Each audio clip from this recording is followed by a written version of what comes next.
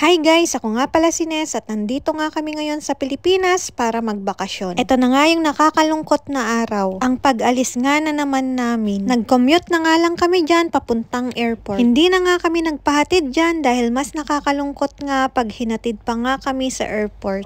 Kumain nga muna kami dito sa terminal ng PTEX bago nga kami sumakay ulit. Kahit nga nakakalungkot ang araw na to, wala nga rin kaming magawa dahil kailangan nga ulit naming magtrabaho. Simple nga lang yung naging bakasyon namin pero nag-enjoy nga rin kami. Ang mahalaga nga hindi nga kami nagkabaon sa utang.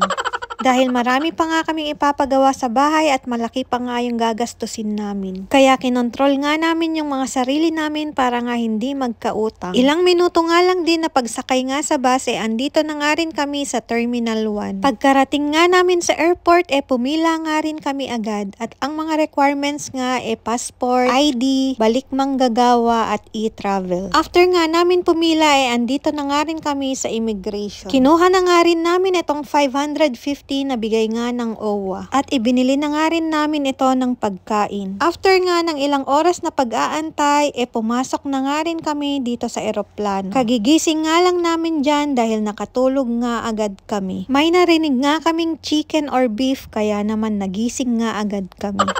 Mga ilang oras nga nag-serve nga ulit sila ng pagkain. Sabi nga ni Mahal ang sarap nga daw ng tulog namin kaya may nalampasan nga kaming isang meal.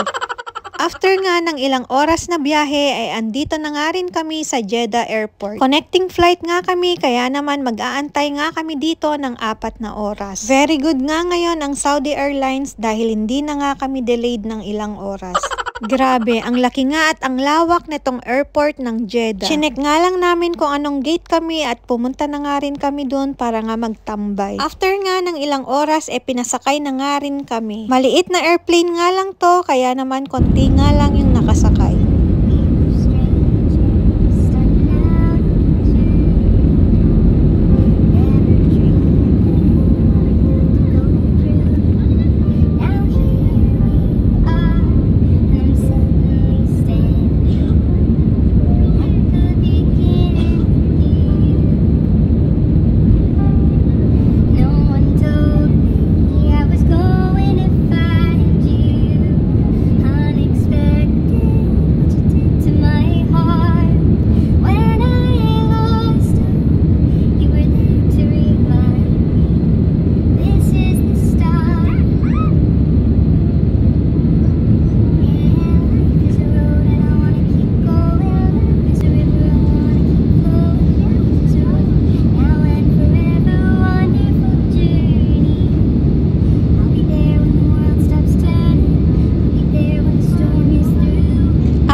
Ng 2 oras sa Himpapawid andito na nga rin kami sa Qatar. Nag-taxi na nga rin kami dyan at magkahiwalay pala kami ni Mahal ng sinakyan dahil magkaiba nga yung way ng accommodation namin. So hanggang dito na lang. Salamat sa panonood. Paalam.